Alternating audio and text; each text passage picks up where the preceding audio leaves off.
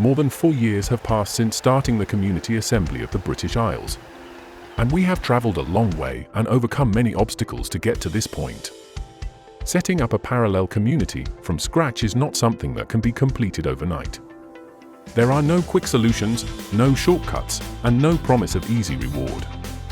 We are free people and should stand in our sovereignty. It is not a gift, it is our birthright. Are you prepared to give your all for humanity and help us establish a new reality for our children, grandchildren, and future generations? Take a step forward and join with us and stand in your freedom. The Community Assembly of the British Isles and the assemblies of the world are the way forward. We are the unity in the community. Find out more and get involved at www.cabritishisles.com. Find us on Facebook, X, YouTube, and Telegram. Are you concerned about all this corruption being misgendered as conspiracies? Well, don't you worry. Sit back, relax, and join in the conversation as we talk with today's guest. Welcome to another LSB Film Productions podcast with your host, Chris Brooks.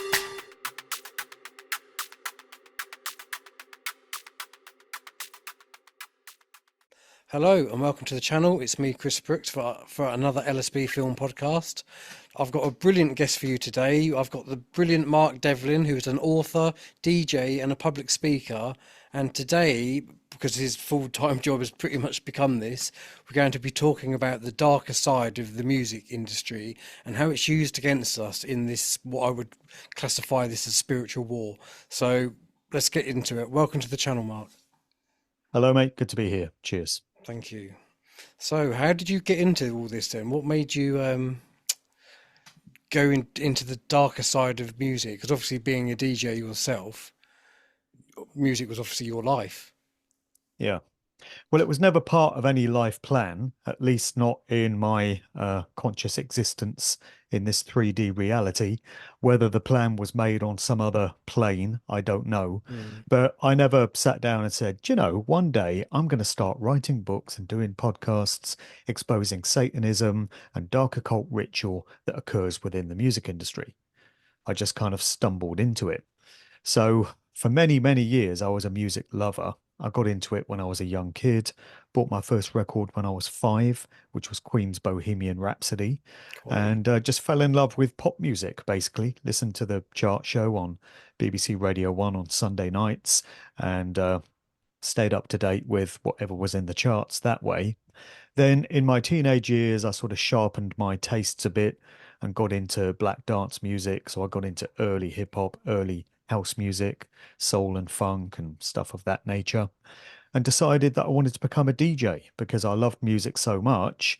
I wanted to communicate that passion for it to other people in the hope that they would get to love the tunes that I did as much as I did. I think that's why most DJs go down that route, actually. Probably about 99% of DJs do it for that reason. So I spent many years grinding away trying to make it in the DJ game. I got into radio first. I got a job at a radio station in Oxford in 1990, just making tea and, doing dog's body stuff around the newsroom. And I kind of drifted into the programming side of the station off the back of that. And I got into club DJing off the back of that. I finally managed to get out there and start playing sets in clubs. And then that became my full-time job. I was fortunate enough to leave my day job after a few years. I was a magazine editor on a trade paper. And so I took up DJing full-time. And that sustained me for 20 odd years. So I was fortunate enough to travel up and down the UK doing gigs all over the place. I played many gigs overseas, got to travel a lot, very grateful for that experience. But I got to about 2007 and I realized that my worldview was starting to shift and I was starting to see things in very different ways. I got put onto the movie Zeitgeist, the first Zeitgeist documentary, which really changed my life. And at the same time, I was reading the books of David Icke. And so my perception of who really runs every aspect of this world completely shifted. And I came to realize that, of course, it's not governments, it's not big business, it's not academia, it's not any of these institutions. They all answer to higher ups in the pyramid of power, so to speak. And if that's the case with all these other walks of life, it's not going to be any different with music. Mm. It's not as if the music industry is going to have slipped through the net and is going to be honest and noble and sincere and out there just to uplift people's lives and provide them with harmless fun and entertainment. There's a much more nefarious aspect to it. And in fact, through my research, I would argue that the very reason the controlled corporate music industry was set up in the first place was because of the incredible opportunities it offers to mind control huge numbers of people all in one go and shape and mold their belief systems, their behaviors, the way they dress, the way they conduct themselves in society, their beliefs, their prejudices, all of these things. They can all be achieved through very clever social engineering, and popular culture and entertainment, of which music is a part, has always been a very important part of how social engineers get the job done. Behavioral scientists, psychologists, and such, whose job it is to change societal attitudes towards things. So the study of that dynamic and how it gets achieved through music has become my full-time job. So I've written 3 books on it. I'm writing a 4th at the moment. I've done, don't even know how many podcasts and interviews, hundreds and hundreds, if not thousands, hundreds of live presentations, and it's become my life. Have you found it quite draining? Is it having a negative effect on you, or are you just all in and got to get it out there? Damn, does it show? I thought I was covering it up. Yes, it's had a very draining effect. It's not easy to come to terms with the fact that certain people you used to look up to are Mm, not who you thought they were. And music which you loved and which has formed such an important part of your life, which defined your youth, and I'm pretty sure it's that way for all of us, mhm. uh, came from sources that are very different to what you thought. That's not to say that you can't still enjoy the music if you choose to. People ask me this all the time. They say, "Oh, Mark, I've discovered this about my favorite band and they're into all this dark occult stuff. Does that mean I have to throw out all my albums and not listen to them anymore?" And it's a matter of personal choice. You can Mm, do that if you feel you must, but you can still continue to listen to this stuff as long as you become consciously aware of what the agendas most likely were. It's mm, still great music. That's why it's successful. mm. That's why these artists sold in shed loads. That's why this music was the soundtrack to so many of our youthful times. But yeah, it's draining And quite researching lonely, this. I imagine. It's a Well, lonely path. it never ends. That's the thing. It Mm, just never ends. Every single day when I log into my emails, I get one saying, "Mark, have you looked into this band? Have you looked into this singer? Have you looked into this artist's mysterious death?" And the research just never ends. If you're going mm. to set yourself up as somebody that looks into all this stuff and exposes it, that's why I'm doing a new book. I did 3 volumes of musical truth, and these are pretty large books. The first one was 180,000 words. Second one was about 120,000. Third one was not far off 170,000. So that's a lot of information, but it's still not enough. Mm. And that's why I'm writing a new book now, which is going to consist of even more stories that reinforce the points that I've been making these past few years about how music is used for social engineering, about how you have all this Satanism and dark occult ritualistic stuff going on in the background, and you have Subliminal. other very unsavory, nefarious connections as well. Plus all the connections into the world of the military and military intelligence. That stuff just never ends. People email me again every day saying, "Did you realize the bassist in this band had a dad who was a general in the US Army, or, a high ranking Navy admiral or something like that?" So, yeah, it just honestly never ends. No, I can quite believe it, to be honest. That is, yeah. You've set yourself up quite a task there. Where can people get your books? Is it on your website? Is it on Amazon? Is it? Yeah, well, they're on Amazon, so that's a convenient way for any author to sell books. And I know a lot of people will say Amazon is a very evil company with some very questionable moral practices. And yes, it is. But if you're an author and if you want to reach large numbers of people, the sad fact of the matter is you have to be on Amazon. Mm, Like, if you want to make any headway as a video broadcaster, you have to maintain a presence on YouTube if you can mm. without constantly getting kicked off, because YouTube is the platform where people Or go. demonetized. Exactly. Yeah, And it's that case with books. If you're an author, you've got to be on Amazon. So, yes, I am. But a lot of people ask me if they can get my books cutting Amazon out of the picture. And yes, you can. You can email me directly on markdevlin2022 at protonmail.com, and I can arrange to send signed copies of books out direct to people. And also, I sell my books at events that I do. I do a lot of speaking events and conferences and stuff. And in terms of this work, yes, it's become my full-time job, and yes, it makes me weary a lot of the time, but it is still very gratifying, I have mm, to say, because I feel like I'm contributing something valuable to humanity, to creation. And if I wasn't doing this, I don't really know what else I would be doing at this stage, because I gave up DJing full time in about 2014.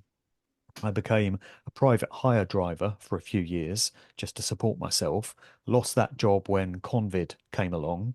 And at that point, a lot of people started to discover my work. So the experiences of 2020 and 2021 that we all went through caused many people to start questioning the true nature of this world, who's really controlling things, what the hell is really going on, because absolutely. In they fact, weren't, sorry, I was yeah, going to say absolutely. One of the best things for us with CV, and one of the worst things that they didn't think about is by locking us all down, that gave people all the time in the world to research stuff.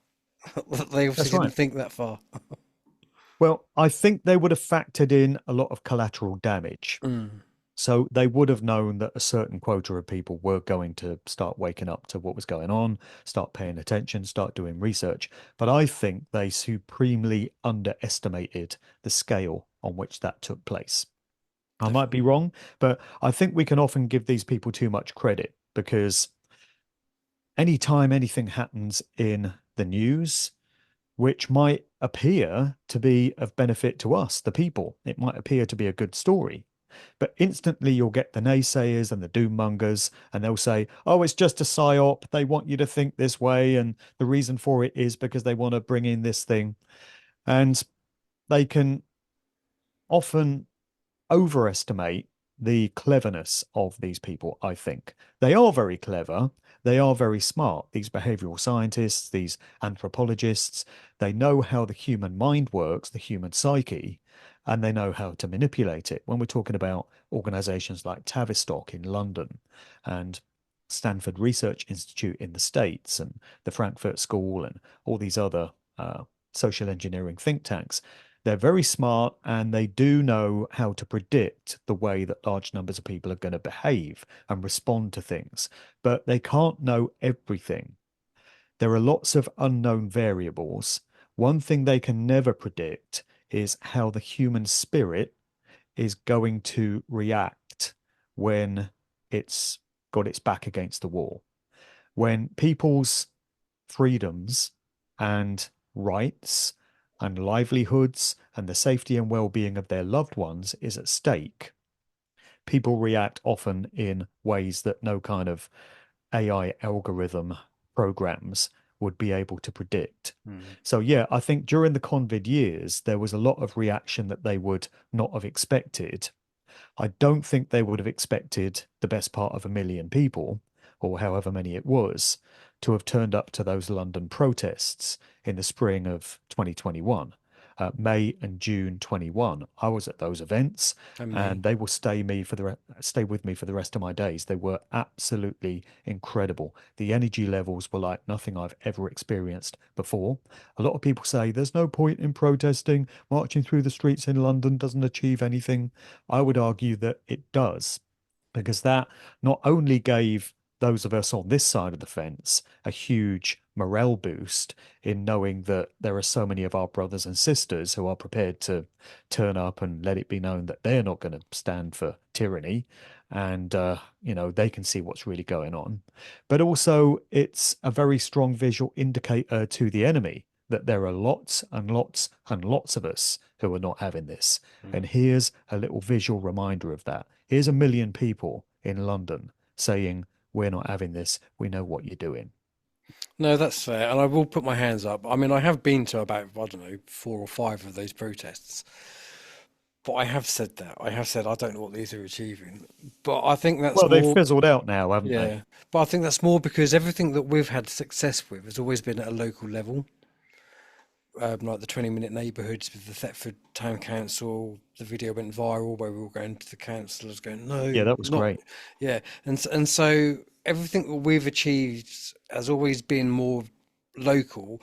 So a bit like throwing the stone in the pond and cool, look what Thetford's doing, and then the ripples expand. So that's kind of my Hmm. logic on that. But yeah, so obviously you can see I'm a bit of a muso in the background there. You like a guitar or two? I do like a guitar and a bass. I've got a keyboard over there. I'm now getting into busking, which is quite good, just to cheer people up um, whilst they're going about the day. But I'm also gonna concentrate more on Pink Floyd. So what I have to ask you, what's your views on Pink Floyd? Because to my knowledge, they're all fairly decent people, aren't they? Pink Floyd. One thing I get a lot from people by way of feedback is I've read your books and I see what you're saying about how the industry is completely and utterly controlled and how it's pushing agendas and how these people are chosen for success and Mhm. elevated to these positions of influence and power. But my favorite group isn't like that. And often Pink Floyd is that favorite group that people cite. They say, oh, Pink Floyd are different. Yes, the Rolling Stones were controlled, and The Who, and The Doors, and David Bowie, and all these others. But Pink Floyd, no, they're good guys. And sorry to be the bearer of bad news, but it is literally impossible for any group to reach the level of prominence and longevity that Pink Floyd have without pushing agendas and being controlled. So there's quite a bit of stuff along the way. They started out as a band in the psychedelic field. Sid Barrett. So, yeah, in the 60s, when they got going, coming out of Cambridge with connections to Cambridge University through Sid Barrett and his father and some of the work that he was doing up there, they got involved in the psychedelic rock scene as LSD acid was coming into the London counterculture. And they became the house band at this club called the UFO in Mhm. London, which is one of these dens of counterculture activity. And they were pushing that sort of acid fueled culture of the times, along with a few other bands, including Status Quo, interestingly, who started out very trippy and psychedelic with songs like Pictures of Matchstick Men. And then after just 2 years, Sid Barrett got kicked out of Pink Floyd when we're told he'd done too much LSD recreationally and it had had a really bad effect on him to the point that he was no longer fit to be able to write songs and be the front man of the group. So he had to leave, and in came Dave Gilmour. What seems to have really gone on there is that Sid, whose real name was Roger, by the way, Mhm. and Roger Waters' real name was George. So hope everyone's paying attention. Sid was almost certainly used as an experimental mind control lab rat in his father's work. And him having been administered LSD is something that would have been akin to sort of MK Ultra style mind control. So it wasn't that Sid was choosing to get spaced out on acid of his own volition. He was being given this stuff.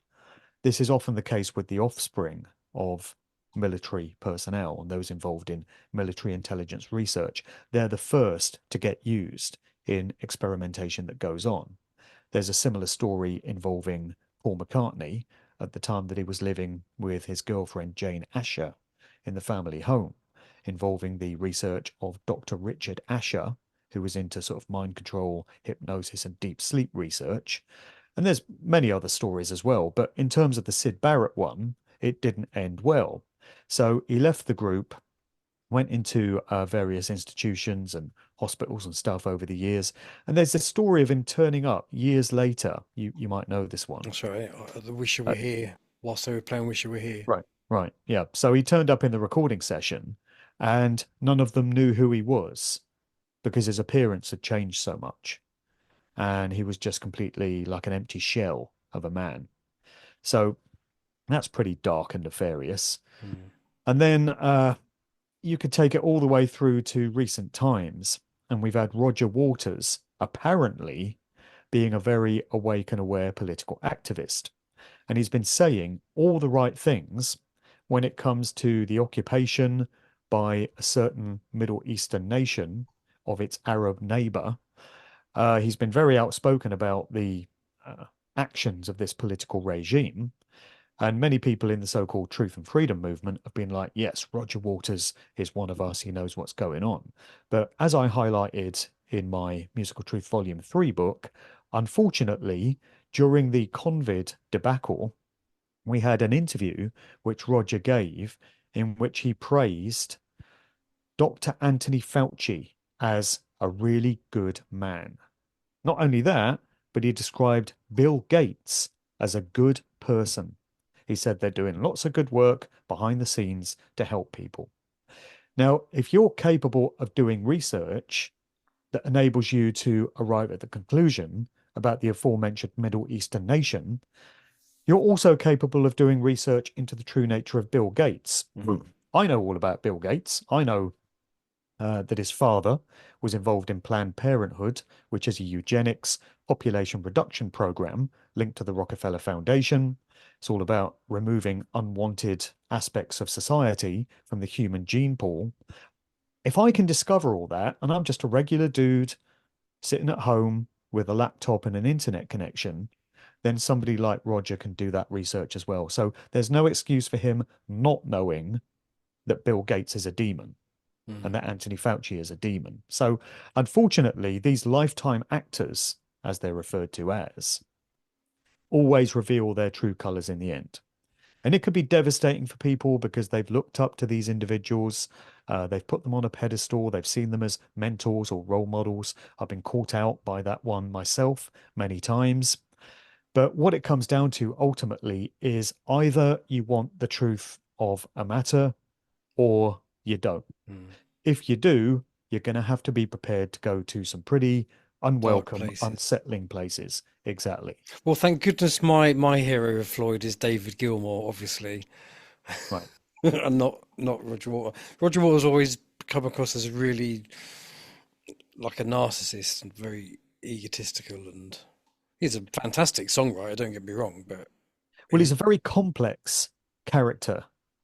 And he puts me in mind of John Lennon, who was also a very difficult guy to get a grasp on, because in some ways, John Lennon seemed to be a very unpleasant man with a lot of very nasty traits. But he seemed to atone for him in many ways and balance it all out through expressing care. He really cared about certain political causes. And I think that was genuine and sincere. And he had a very deep spiritual nature to him. So he's a very difficult guy to figure out in the same way that Roger Waters would be. Dave Gilmour was unfortunately pushing masks and arm spears, during the COVID thing. He said, "Oh, I've had my arm spear and so's my wife and everyone else should too." So it's a gender pushing going on. But all bands were doing that, with almost no exceptions. I mean, is there a point though where and I know exactly what you're saying, and I'm not trying to skirt it, because I actually felt quite let down by Mr. Gilmour over that whole period, thinking, why aren't you speaking up against this, And so I totally understand what you're saying, but is there an element of people were just duped? There are people even within your family, there are people who actually thought that they were doing the right thing. I think some rock stars are not necessarily the brightest. I'm not necessarily pointing at Gilmour when I say that, but a lot of them are not the sharpest tools in the box. So it's quite possible that they might actually fall for some of these agendas and believe that they're real. They might have actually fallen for the idea that the government is there to represent our best interests and help us in times of need. But there are going to be others who will be only too aware what the agenda is. What complicates the matter is that MK Ultra mind control is absolutely everywhere within these industries. So many of these famous rock stars, many famous actors in Hollywood, many television presenters, supermodels, sports people, anyone in the public eye, any sort of household name, will quite probably have been subjected to MK Ultra style mind control programming, particularly those that come out of these long running bloodline families. This has been a big part of my research. Many famous people are only in those positions because of their genealogy, their ancestry, their DNA, what families they were unfortunate enough to be born into. And so they're groomed for future success and prominence in whatever field is chosen for them, whether it's music, whether it's acting, whether it's politics. And when these children of these families are selected for these roles, they undergo mind control programming, trauma based mind control. And this goes hand in hand with satanic ritual abuse, which again takes us back to the very dark side of these industries and a lot of this very unwelcome information. I wish it was some other way. I don't want to be that guy telling you that this sort of stuff goes on. I dearly wish it didn't. But all the evidence points to the fact that it does. I've spoken to survivors who've come out of families like this, and they've told me about all the horrific stuff that they're subjected to. And it does happen to famous people, rock stars. So it's quite possible that when an agenda is foisted on the general public, like Convid, for example, they do believe it and they do accept that it's real as a part of the programming that they've been through, which really complicates matters. So do you feel that like some musicians are, because people will say, oh, they're part of the Illuminati and all this stuff and all this stuff. Do you think there's an element of that, or do you think that they are probably more just unfortunate victims who have been caught up in, like you say, just because of who they are when they come from?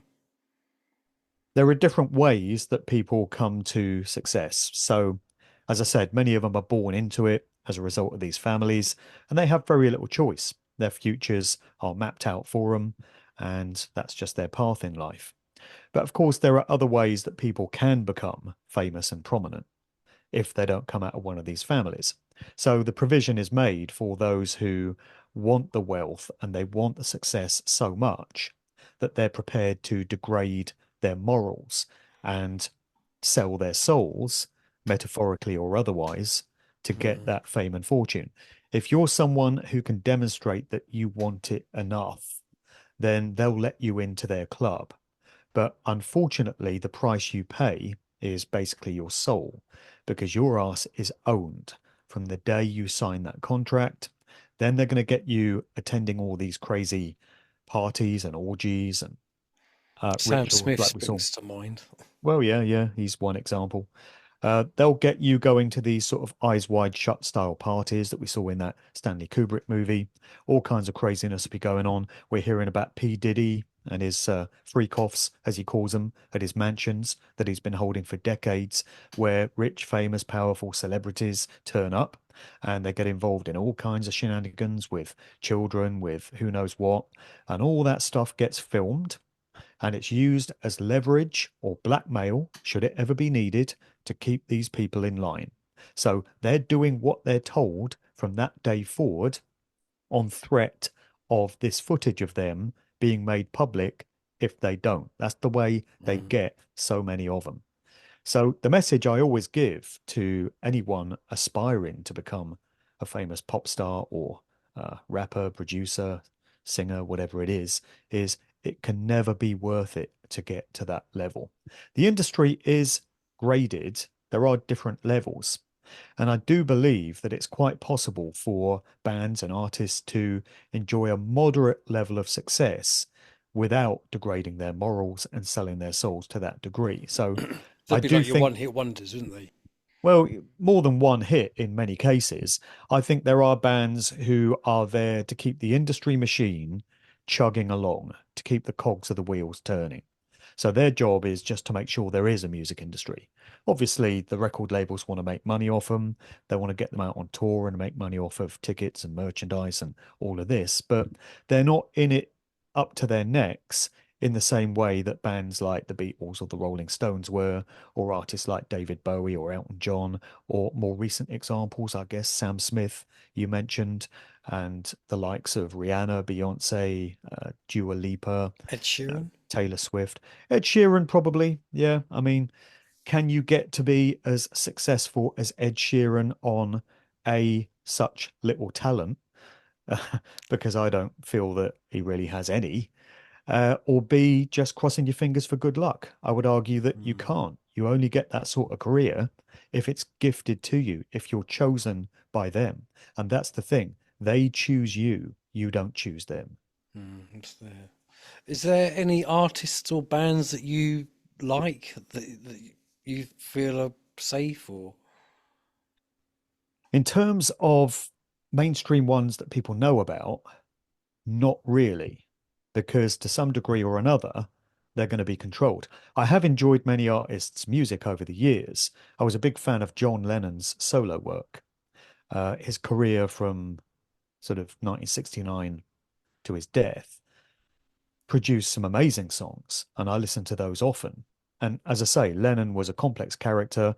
I suspect that he has been MK Ultra'd, that he was part of a mind control program, but his humanity was starting to bleed through, and that was expressed in many of his songs. So I also enjoy the music of Bob Marley, and I also feel that he was a genuine, sincere character. You could tell the genuine, sincere ones because they don't live to a ripe old age. the It tends to be an 27 Club? well, yeah. I mean, Bob Marley was 36 when he died. Lennon was 40, but none of these people make it to a ripe old age if they're putting out empowering music that the powers that be would prefer that they didn't. And then I look beyond the mainstream to artists that most people have never heard of. And that's why I do my Sound of Freedom conscious music podcast, which I put out as often as I can. I've been doing that for 11 years now. And that's a showcase of meaningful message music from artists who are expressing things that need to be put out there. So they're not signed to any major record labels, which means they are free to express their art the way they feel. And there's some amazing stuff out there. I include a lot of conscious hip hop. I witnessed a performance by Guidance, who's an amazing artist, at a festival back in May in Cumbria. That was incredible. Many other conscious hip hop artists. There's conscious reggae artists. There's great bands and singers, acoustic sort of singer-songwriters. So in every genre, there is really good, empowering music being made. You just don't get to hear it on the radio because obviously it doesn't get that sort of mainstream exposure. So you've got to hunt really hard for it. But the easiest way to find it is come to my Sound of Freedom podcast because it's all there in one place. No, that's cool. If you send me all the links to your outlets, I will put those all in the video description so people can click on them and find them and Sure, investigate you. Perhaps I'll have to sure. send you some of my music. Well, if you're making music of that nature, yeah, I'd be very happy to hear it. Yeah, I'll happily send you something. Polish it first and then send it. But no. So how do you feel this is all going to play out then? Do you see that there's going to be some kind of mass awakening where people are just going to say, "Do you know what, can't do this anymore? Or do you think there's always going to be this struggle, this fight to get the message out of what's really going on? Well, the easy and quick answer to that question, which I get often, is I just don't know. I'm someone who is not afraid to put his hands up and say, I don't know. I don't know how things are going to pan out. I'm doing a series of videos at the moment on my own channels, which I'm calling my God series. And this is where I'm investigating the true nature of this reality and what force may have created it. And within that, I'm saying that I just don't know. There are way, way more questions than answers.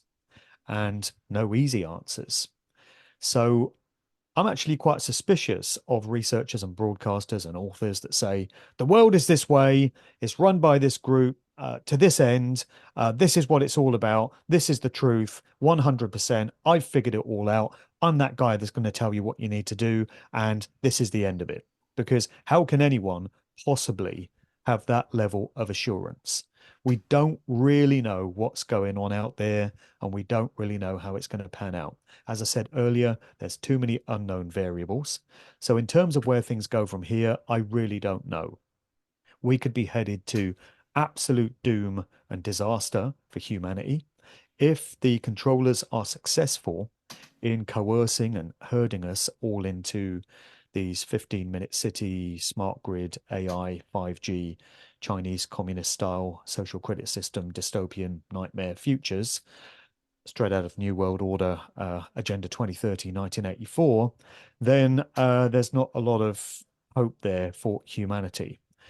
I hope to God, if I can even use that phrase, that before things would get that bad to the point that we're all put into gulags or our lives are completely controlled by AI, and every aspect of everything that you do is monitored and surveilled and tracked. I hope that enough people would rise up and find a backbone, find a mind, and find the courage to say, we're not having this, and find some way of organizing, resisting, and fighting back.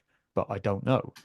The social engineers have done a very good job of fluoridating the public mindset, dumbing everybody down, getting people into mass mind control, getting people to believe in false systems and false heroes and false ways of doing things. So they may have been so successful at all of that, plus poisoning us from the skies and through food and through the water supply and everything else, that enough people wouldn't rise up to provide any kind of resistance. On the other hand, I might be completely wrong about that, and I sincerely hope that that scenario is not the one that's going to pan out, and things might be a lot more positive and optimistic. We might be teetering on the brink of enough people finally deciding that they've had enough. I don't know what it's going to take. I mean, we're being robbed of a summer right now, because every day you look up in the skies, well, you might get a few sunny days gifted to us, a few crumbs thrown to us from the table. But then after a few days, you'll see these lines crisscross in the sky. And then, surprise, surprise, you wake up the next morning and the sky is this milky, hazy sort of grey, and you get little bits of drizzle coming, and it's cold and it's windy, and it's not what anyone could describe as a summer. So, at what point do enough people say, hey, hang on a minute? What's going on with the weather? At what point do enough people see all the stuff that's going into music videos that's getting consumed by their kids, their teenagers, and it's blatant displays of Satanism, dark occult stuff, blatant displays of pedophilic activity, symbolism, or it's overtly sexual when it's being aimed at children, and parents say, enough. This stuff cannot continue. We're not having this. We're going to organize, we're going to group together, and we're going to force these companies to stop putting this filth out. At what point do we reach Well, that level? absolutely. I I don't mean, I know. have to admit, even like Thetford Town Council, I don't know if they've cancelled it because I haven't seen anything advertised for it lately. But our Thetford Council Watch are constantly monitoring it about the Pride, having like the men in dresses, and it's all getting picking the kids up. You've really got to look at the Baphomet. Well, that's another thing. Yeah. I don't know how much of that is going to be tolerated before people have enough. All I know is that the likes of us who have figured out that there's a lot that is desperately wrong in this world, and there are groups, networks, individuals controlling every aspect of human society who are effectively Satanists and psychopaths. Those of us that realize this and have accepted it and have gone through that dark night of the soul that unfortunately you must when you come across this information, if you're going to go all the way, if you're not just going to go back to sleep in zombie normie land, we just can't stop. We just have to keep doing what we're doing. I mean, that's what I'm going to be doing for the rest of my days. For as long as I'm physically capable of doing it, it's going to be the books, the podcasts, the talks, getting information out in any way that I can for as long as I possibly can do it and for as long as the job needs doing. It's a really nice thought to think that in 5 or 10 years, humanity, society might have reached a point where I don't need to be doing this work to the degree that I currently am. And many other researchers doing great work out there don't need to be hammering this stuff out to the degree that they are, because finally the message would have been driven home. But for as long as that job remains, I'll keep doing it. I know many, many other people who are equally committed who will keep doing it, and we all must. And as long as we do, as long as we all contribute in whatever way we can, not everyone wants to do podcasts or feels that they have the skills to do podcasts. Not everyone can write books. Not everyone can get up on a stage and deliver a presentation, but everyone can do something. Everyone, even if it's Absolutely. even if it's growing food for the community and just helping out other people by doing jobs and tasks that need doing, or helping out researchers with admin stuff. I mean, Or just talking to people, just yeah, that too. just bringing up like, oh, did you know this is happening? Or does that Right. seem right to you? Just plant little seeds. You don't have to be somebody out in the forefront doing all that. You can literally just talk to your neighbour and have a little Yeah. knock-on effect. So you're absolutely right. It doesn't take a lot to get a message out there where you're not having to put your head above the parapet. Yeah. It's quite easy, really. I mean, Everyone can do something. exactly. Everyone has a purpose and a benefit, Hmm. and I I see do. a lot of yeah, sorry. No, I was just going to say, and I do truly believe that we all chose to come here at this point for this reason, and that's to Yeah. make a Well, change. Uh, I don't know about that anymore. All I know is that we must keep doing what we're doing. And I see many YouTubers and people broadcasting on BitChute and Odyssey or whatever, and they do it behind login names. So they'll have some crazy name, Truth Warrior 93 or something like that, because they don't want to put their actual name to it. And I get that. They've probably got a day job and they don't want their employer seeing the sort of stuff that they're posting. So not everyone wants to go public with their face and their name in broadcasting this stuff. But as you say, there are other things that these people can do. And I actually think that networking on an individual basis, speaking to neighbors, speaking to colleagues, speaking to people that you come into contact with, strangers in the street even, is more difficult than Mm. what guys like me do. I think it's relatively easy. I find it relatively easy to get on a podcast, speak my truth, present information that I've researched. I find it easy to write books and put those out. Um, I would find it much more difficult to have one-on-one conversations with people in the pub or at work, because mainly I have a low patience threshold. I don't really have a lot of patience for people, what we might term normies. And Mm. if they're going to be coming back at me with arguments like, but the government said this and the BBC claims this and David Attenborough says this, Oh, David Attenborough. I'm going to be so out of patience that that conversation is going to be very difficult for me. But there are other people who do have a high degree of patience, and they are prepared to spend the time that it takes to have that discussion, point out to that individual that David Attenborough is not quite who you thought he was. That's And why they got rid of David Bellamy, isn't it? exactly that, because he was telling the truth. Can't have that, can we, on TV? So those kind of conversations, I think, are more difficult, or I would find them more difficult. So in the same way that people say to me, I could never do podcasts or get up on a stage like you do. Well, I could never speak to guys round the water cooler at work and say, did you realize this about geoengineering or the climate change con or things like that?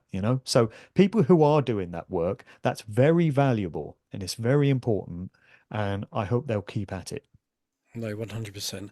And I think that's a good place to end it on as well. I think that, I mean, I have to remain optimistic. I believe we go through cycles as human beings, and we've been here before, and we come out the other side, and we just constantly go through these, well, I don't even know what we want to call them, other than cycles, where eventually good will conquer. Good will out. Yeah, that's what my dad says every time I see him. He's like, "Goodwill out." That's Yeah. his favorite phrase. So I hope he's right. Mm, Again, I don't know. Nothing's guaranteed, but we're just all working towards that. And the only thing that we can really do is just keep at it. And as long as we're giving it all we've got, how can anyone ask any more of us? exactly. No, that's brilliant. And thank you again for your time. I know you're extremely busy. I will let you know when this airs. It's going to be towards the end of July because I try and keep ahead of myself. But thank you very much for your time and your knowledge on what you speak. Very much appreciated. And I hope everyone watching this has also enjoyed it. Don't forget to check out any of the links which we put in the video description where you can check out Mark's work in your own time and study his extensive research that he's carried out. But for now, look after yourselves, take care, and until next time, bye for now.